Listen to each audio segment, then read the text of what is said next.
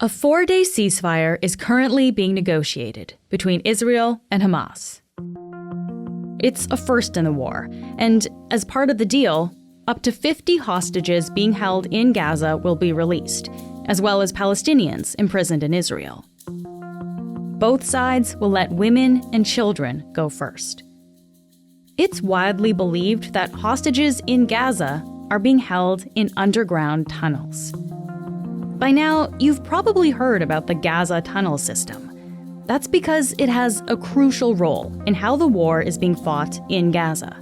But there are still things that remain unclear about the network. Drew Craig is a consultant geologist and a member of the International Working Group on Subterranean Warfare based out of southeast England. He's visited tunnel systems around the world that have been used in warfare. Today, Drew is on the show to tell us what we know about Gaza's tunnels and how they're being used in this war. I'm Menaka Raman-Wilms, and this is The Decibel from the Globe and Mail.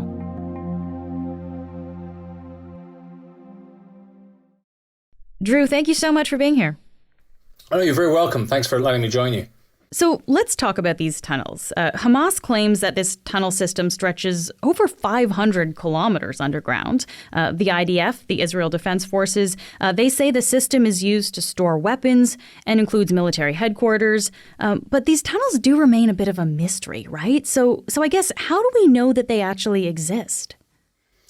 A mystery to the extent that we don't really understand where they are. But Hamas themselves have been very open about bringing reporters down into these tunnel systems and effectively showing them around.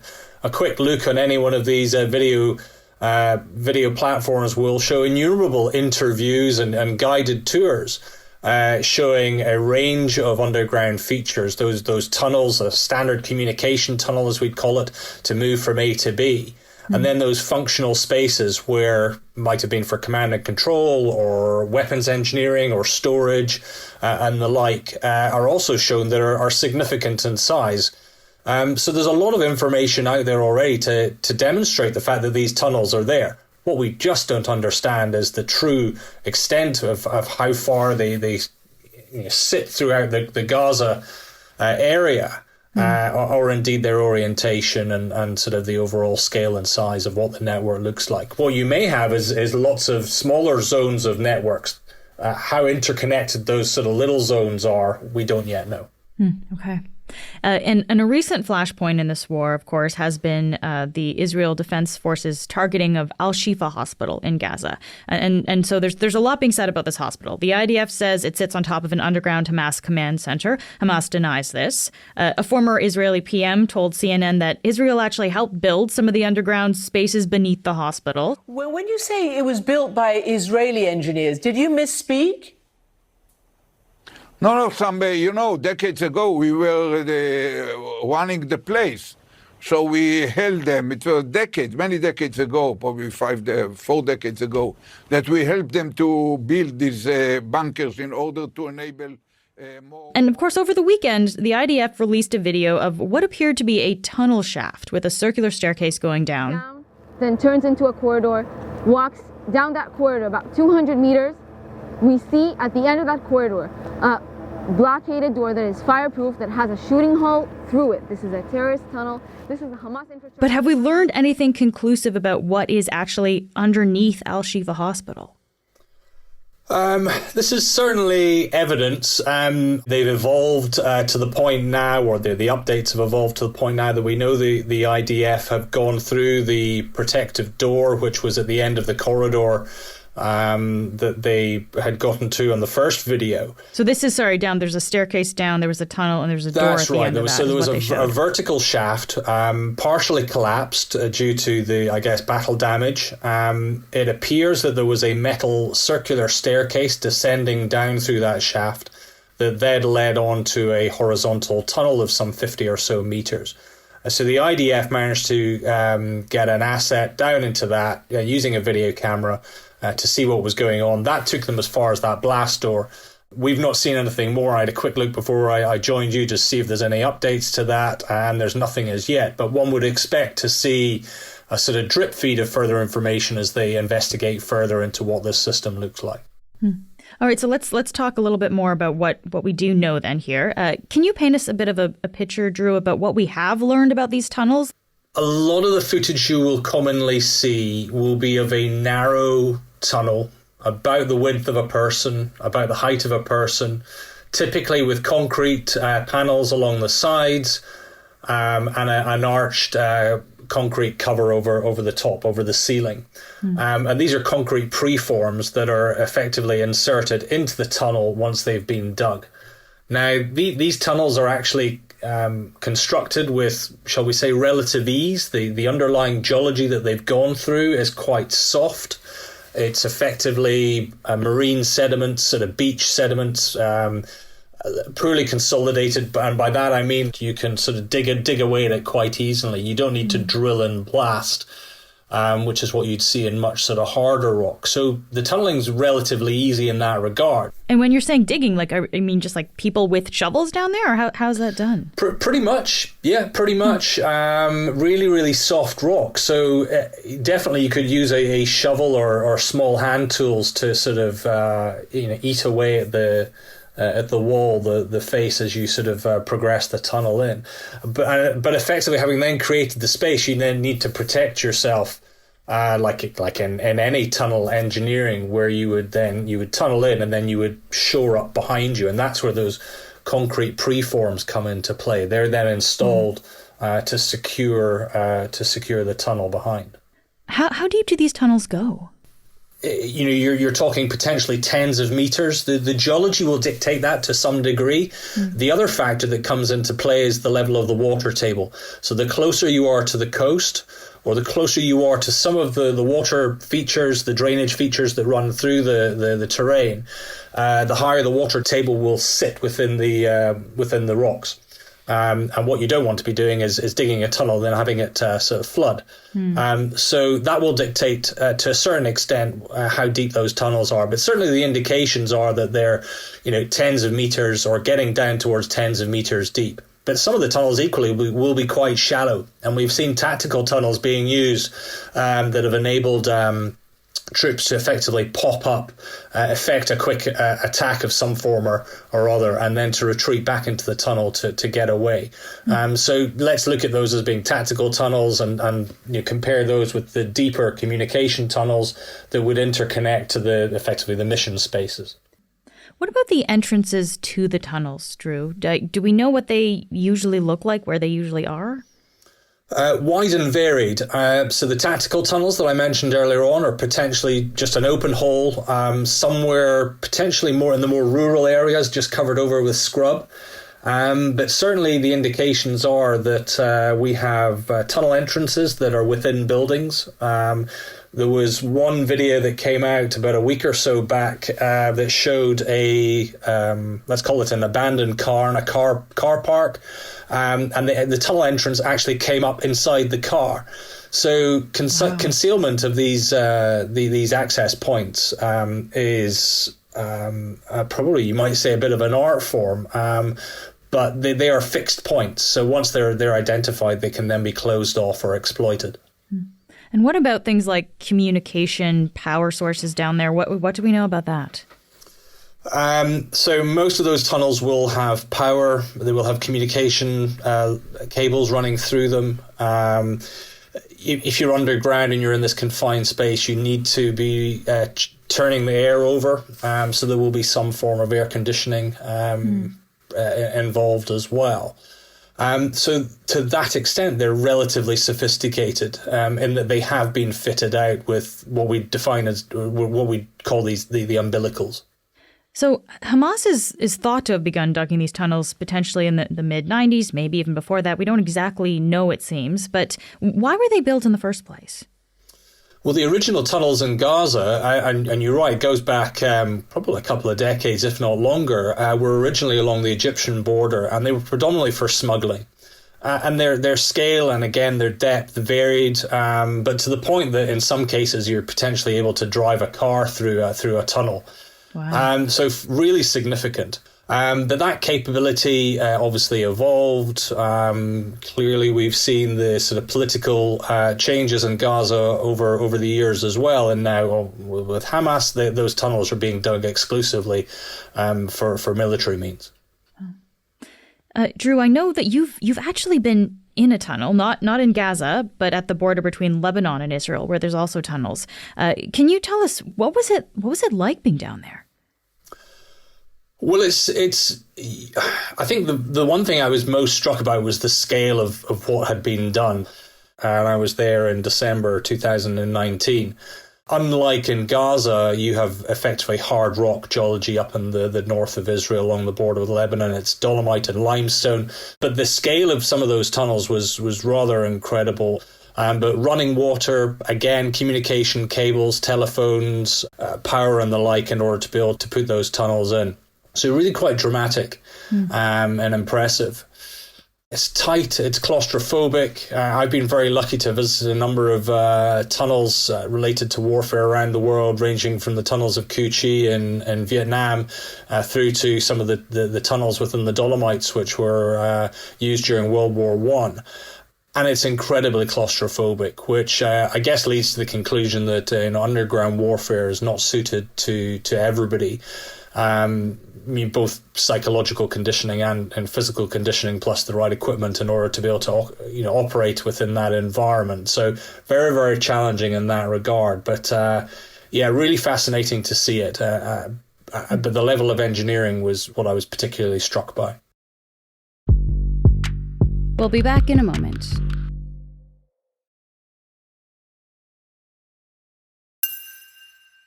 So as you mentioned, Drew, this is not the only example of tunnel warfare. There's a long history of this, actually. Can you just remind us of some of the other situations in the past where tunnels were used in urban warfare? Sure, yeah. So look, underground warfare has been around for as long as warfare itself has existed. It's nothing new, but much like we normally do, we have to continually relearn the lessons hard won by others. I guess if we go back to World War I, not necessarily so much in the urban environment, the use of tunnels to emplace large explosive charges beneath the enemy lines and then detonate them as a prelude to a ground assault. We saw that we've seen that technique used since more recently in Syria, for example, with the rebel forces in Syria using that technique to attack the Syrian government forces. The other obvious ones, in urban context, would be more recently in Mosul, in Iraq. Where there was extensive use of tactical tunnels made. In some cases, these were open trenches that were subsequently covered over. In other cases, they were actually excavated underground, but they allowed the Daesh insurgents to move quickly from site to site without being seen. And that's one of the key reasons why people have gone underground. It's don't be seen. With the secondary aspect of, don't be hit. So the tunnels offer protection from sight and protection from the various weapon systems that are employed these days. Yeah, you said Daesh was using this title, so that's ISIS who is using those tunnels there. Correct, yes. Every urban battle space has really had some element of sub-T to it. Because if you think about any city, there are going to be sewers, there are going to be areas where there is power or there's something else, infrastructure is being run through a subterranean space. Subway systems, railway tunnels, road tunnels, all manner of things. And therefore, whatever you see above surface, as I said, you have that super surface element, you're just as likely to see something multiple levels below ground as above ground.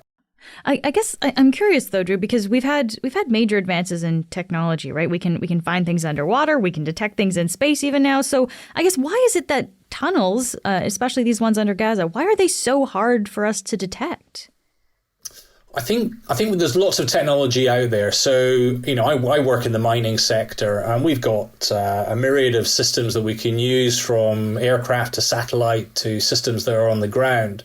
Now, clearly anything that's in the air or the or in orbit as a satellite has the standoff to be able to look at something. But sometimes you physically need to be above something, boots on the ground, in order to use a particular geophysics system.